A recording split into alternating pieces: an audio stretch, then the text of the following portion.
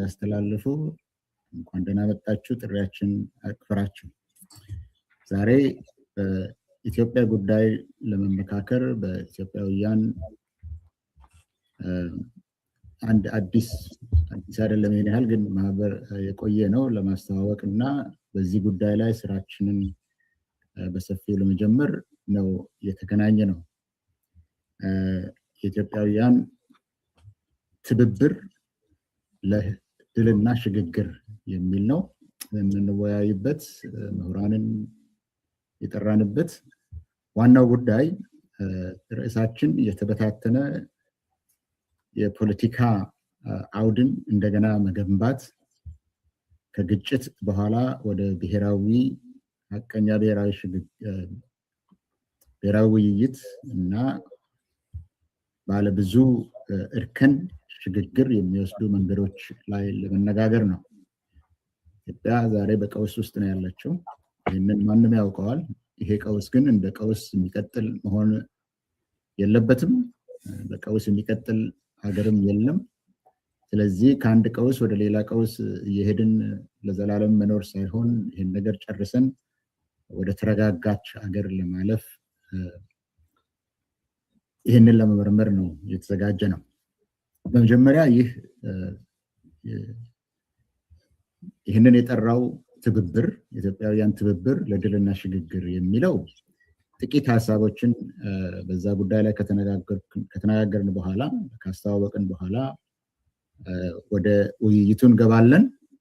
በዚህ ውይይት ላይ በዚህ ሀሳብን ከሀሳብ ጋር አጋጭቶ ወደ ስምምነት መምጣት ላይ የጠራናቸው የመጀመሪያው ፕሮፌሰር መሳይ ከበደ ናቸው። እኔ በበኩሌ 40 ዓመት ያህል አውቃቸዋለሁ።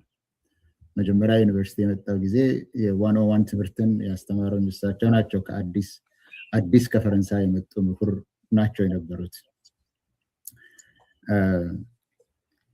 ሁለተኛው ወንድም በፊትም ታውቃታላችሁ ጸዳለ በአዲስ ስታንዳርድ በእኛ ደረጃ ብቻ ሳይሆን በዓለም አቀፍ ደረጃ በብዙ ቦታ ላይ አንደኛ ስለ ኢትዮጵያ በኢትዮጵያ ውስጥ ላለው ነገር በግልጽ ለመናገር ህይወቷን፣ ጊዜዋን፣ ሐሳቧን፣ ትምህርቷን የሰጠች እውነትን ለዓለም ለማሳወቅ በኢትዮጵያ ውስጥ ስለሚሄደው የሰራች መሆኑን ማንም ስለሚያውቀው ብዙ ማስተዋወቅ የሚያስፈልግ አይመስለኝም።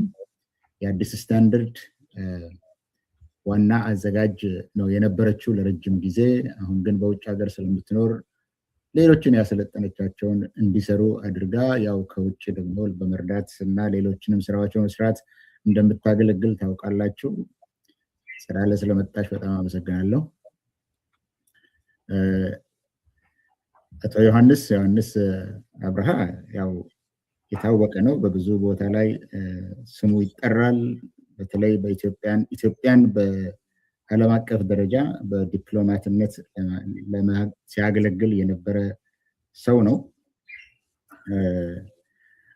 በትምህርት ደረጃ በፈረንሳይ ሀገር እንደዚሁ በሳርቦን እና በዩኒቨርሲቲ ኦፍ አንትወርፕ የተማሩ ናቸው። በትግራይ የቶሮንቶ ኮሚኒቲ ውስጥ አሁን ያገለግላሉ። የኢትዮጵያ ዲፕሎማት ሆነው በብዙ ጊዜ አገልግለዋል። ወደ ካናዳ 2020 ላይ ከመጡ በኋላ በውጭ ዲፕሎማሲ እና ግንኙነት በኩል ብዙ ሲሰሩ ነበር። ዛሬ ደግሞ እንደ ኢንቨስትመንት ፈንድ አድቫይዘር ሆነው የሚሰሩ የታወቁ ስለ ኢትዮጵያም ሲያገለግሉ የነበሩ ምሁር ናቸው። ዶክተር አብዲ ቡባል ከምስራቅ ኢትዮጵያ ከሶማሌ ማህበረሰብ ነው። በዛ በሶማሌ ጉዳይ ላይ ብዙ ሲሰሩ ነው የነበረው። የታወቁ ናቸው። እሳቸውም ሐኪም ናቸው በሙያ። ነገር ግን እዚህ ላይ የምንነጋገረው ነገር ስለ ኢትዮጵያ በምንናገርበት ጊዜ ከተለያየ አመለካከት የሚመጡትን ሰዎች ለማምጣት ነው። የተለያየ ልምድ አላቸው፣ የተለያየ ትምህርት አላቸው፣ የተለያየ አመለካከት አላቸው። እነዚህ ላይ ሰበሰብ ነው። ስለዚህም አራታችሁም ጥሪያችንን አክብራችሁ ስለመጣችሁ ሌላ ነገር ከመጀመራችን በፊት እናንተን ለማመስገን እፈልጋለሁ። ይሄንን ድርጅት ደግሞ አትላንታችሁ ለዚህ ቀን ያበቁን ሰዎች አሉ። እነሱንም ለማስተዋወቅ እፈልጋለሁ። ይሄ ድርጅት ስል እንደው በቀላሉ መንገድ ነው እየተጠቀምኩ ያለሁት እንጂ ድርጅት ነው ለማለት አይደለም። እንደ መድረክ ነው፣ ትብብር ነው። የኢትዮጵያውያን ትብብር ለድልና ሽግግር ነው የምንለው። እነዚህ ሁለት ጉዳዮች ናቸው የሚያሳስቡን። ለዚህ ነው ለማንኛውም ይሄ ትብብር ይሄ መድረክ የተዘጋጀው ወይም አመጣጡ የራሱ ታሪካዊ አካሄድ አለው። መጀመሪያ ላይ ናይሮቢ ላይ ነው። በ2024 በታህሳስ ወር ናይሮቢ ላይ የኢትዮጵያ ምሁራን ተሰባስበን በግል ተሰባስበን ሀገራችን ውስጥ ያለው የፖለቲካ ሁኔታ በጣም እየተባባሰ መምጣቱን 3 ዋና ድምዳሜዎች ላይ ደረስን። እነዚህም ኢትዮጵያ ውስጥ አመጽ እየተባባሰ መሄዱን፣ የፖለቲካ መከፋፈል እየተባባሰ መሄዱን፣ መንግስት እንደ መንግስት መስራት የሚገባው ጉዳይ ላይ ወድቆ ስለሚገኝ ስለማይሰራ የኢትዮጵያ ጉዳይ ዝም ብሎ ከተተወ አደገኛ ጎዳና ላይ ተገኝታለች የሚል ነው። ስለዚህም አመፅን ማስቆም፣ ሰላምን ማረጋገጥ፣ የብሔርና የርዕዮተ ዓለም ልዩነቶችን በማቻቻል ብሔራዊ ዓላማ ስር በመሰባሰብ ለትግል መዘጋጀት አስፈላጊ እንደሆነ እንዲሁም ተቃውሞን የማንኛውም ወገን እርምጃ ሳይሆን የሁሉም ኃላፊነት እንደሆነ አሁን የሀገር ጉዳይ ስለሆነ ብሔራዊ ጉዳይ ስለሆነ የአንድ የዚህኛው ወገን የዚህኛው ብሔር የዛኛው ብሔር ሳይሆን የሁሉም ኃላፊነት እንደሆነ ስለዚህ የተቀናጁ ስልቶችን በማዘጋጀት በአንድ ላይ መስራት አስፈላጊ እንደሆነ በናይሮቢ ላይ ስምምነት ተደረሰ። ይሄንን ደግሞ በትንተና ደረጃ ብቻ ሳይሆን ወደ ኃይል ማሰባሰብ ግዴታ አስፈላጊ ስለሆነ ይህንን የመበታተን አደጋ አስቀርቶ ወደማይቀለበስ ሽግግር ለመውሰድ የተነተናቸውን ነገሮች ወደ ተግባር ማዘጋጀት ስለሚያስፈልግ ናይሮቢ ዋሽንግተን ላይ ለመጀመሪያ ጊዜ በዲያስፖራ የሚገኙ የኢትዮጵያ ፖለቲካ ተዋናዮችን፣ ምሁራንን፣ የንቅናቄ መሪዎችን እንዲሁም በትግል ተሳትፎ ላይ ያሉትን የማደራጀት ስራ ተደረገ። በዛም ላይ 2 መስፈርቶችን በመጠቀም መሰብሰብ ጀመረ። አንደኛው የብሔርና የብሔረሰቦች ውክልና፣ ዋናዎቹ በኢትዮጵያ ውስጥ ያለው ብሔረሰቦቹ መካተት እንደተካተቱ ማረጋገጥ። ሁለተኛ የርዕዮተ ዓለም ልዩነት ወይም የትግል ስልት ልዩነት ሳይኖር ከአማራ፣ ከኦሮሚያ፣ ከሶማሌ፣ ከሌሎች ክልሎች የተውጣጡ የፖለቲካ ፓርቲ ሌሎችም እንቅስቃሴዎች የታጠቁ ቡድኖችን ጨምሮ መነጋገር እንደሚያስፈልግ በማሰብ በናይሮቢ ላይ ከናይሮቢ ዋሽንግተን ላይ ተሰበሰብን። ከዛም ብዙ ግለሰቦችን በዚህ ላይ ጠርተን እንዲሁ ይህንን የመሰለ ጉዳይ ደግሞ በአውሮፓ በአምስተርዳም በኦክቶበር 2025 ላይ አድርገን በዋሽንግተን ንግግር ጊዜና በአምስተርዳም ላይ የተሰባሰብ ነው። ሁሉንም ነገር ገምግመን አሁን ያለው የጠቅላይ ሚኒስትር አብይ አህመድ ግለሰባዊ አገዛዝ አሁን ጭቆናን ማጠናከር፣ ህዝብን መከፋፈል፣ ፖለቲካ ፓርቲዎችን መከፋፈል፣ የእርስ በርስ ጦርነትን መቀጠል እንጂ መፍትሄ ሊያመጣ እንደማይችል በዚህ ላይ ተገናኘ።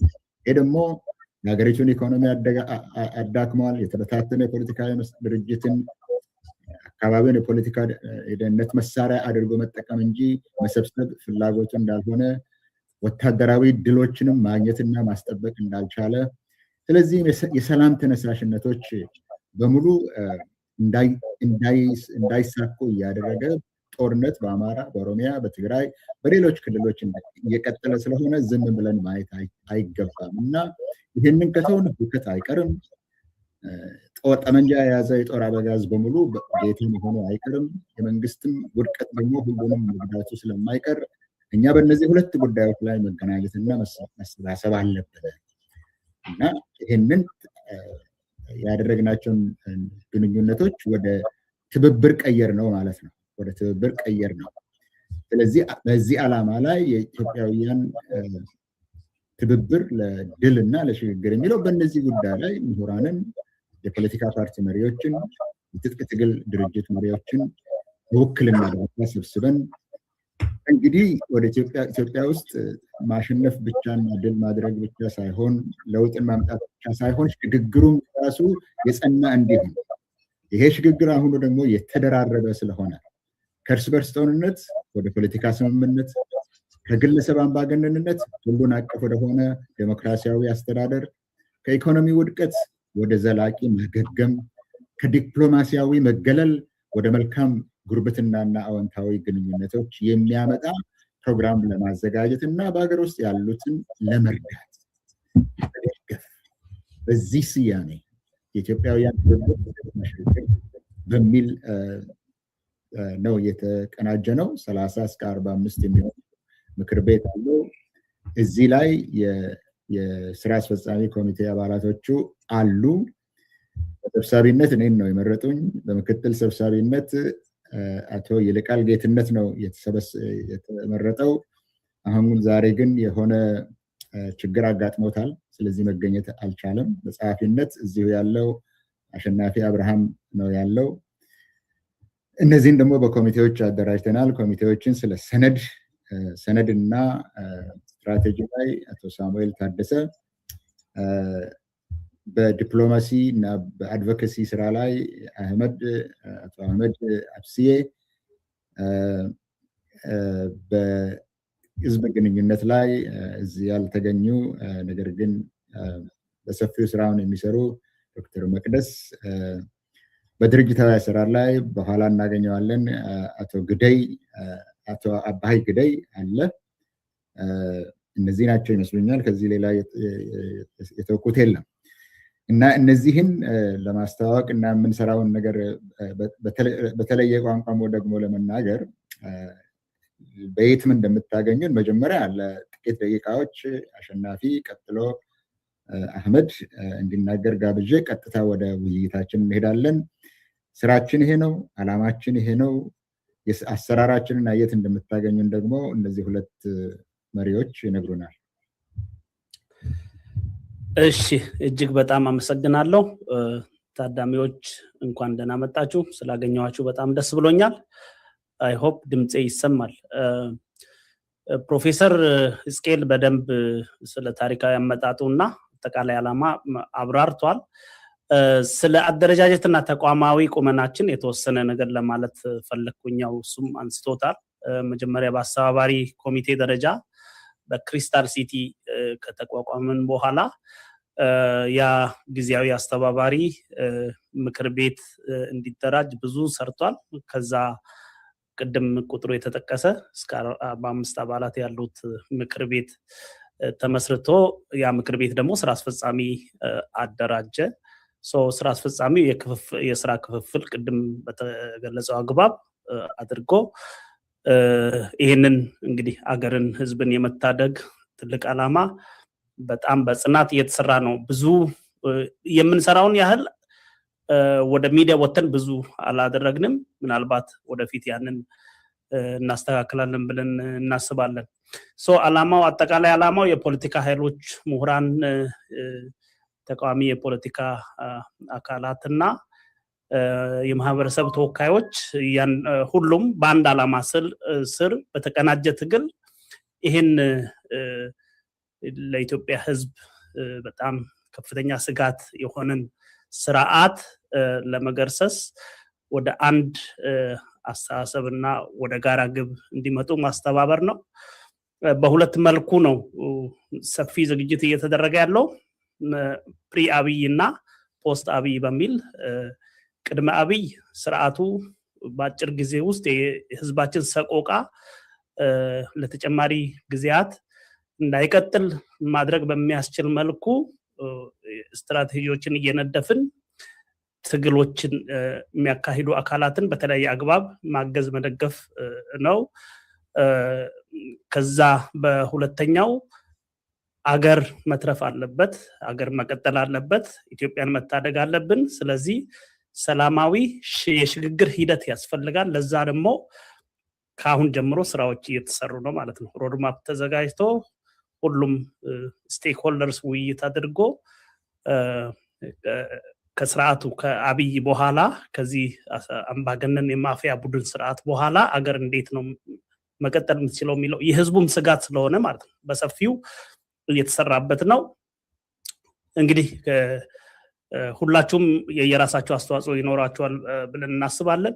ጊዜ ላለመውሰድ እንግዲህ አጠቃላይ የትግሉ ግብ የኢትዮጵያን ህዝብ የስልጣን ባለቤት ማድረግ ነው። የኢትዮጵያ ህዝብ ስልጣን የለውም በአሁኑ ሰዓት። ስልጣን የጥቂት ማፊያ ቡድን እጅ ስለወደቀ አንዳንድ ሰዎች አንዱ አምባገነን ቢሄድ ሌላው አምባገነን ቢመጣስ የሚልም ስጋት ስላለ አጠቃላይ ግቡ ሁሉም አካላት አምነው እየሰሩ ያሉት የኢትዮጵያ ህዝብን የሚወስንበት እድል መፍጠር፣ የኢትዮጵያ ህዝብ የስልጣን ባለቤት የሚሆንበትን ሁኔታ ማመቻቸት መሆኑን ሁሉም ሰው ልብ ሊለው ይገባል ለማለት ነው። ካረዘምኩ በጣም ይቅርታ። ታንኪዩ።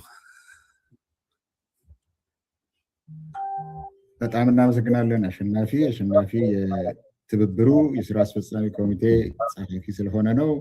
ሌሎችም አሁን እዚህ ላይ ያሉ ያስተዋወቅ እንደናነን ግን ለአንድ ሰው እድል ልስጥና 5 ደቂቃ ባነሰ ጊዜ ውስጥ እሱ ከተናገረ በኋላ ወደ ዋናው ዝግጅታችን እንሄዳለን። ኢንጂነር አህመድ አብስዬ። Thank you very much, Professor Eskel Kabise, and all the people online and all the guests in here. Honorable guests and ladies and gentlemen, it is a great honor to introduce the Foreign Relations and Diplomatic Committee, which I'm in charge as a coordinator. Our committee serves as the international voice of Ethiopian is cooperating for victory and transition, which is called ECVT. Our mission is to build international confidence in our political alternative and to secure political, diplomatic, moral support for peaceful, democratic, and inclusive transition in Ethiopia, because normally it doesn't happen to have very good, peaceful transition.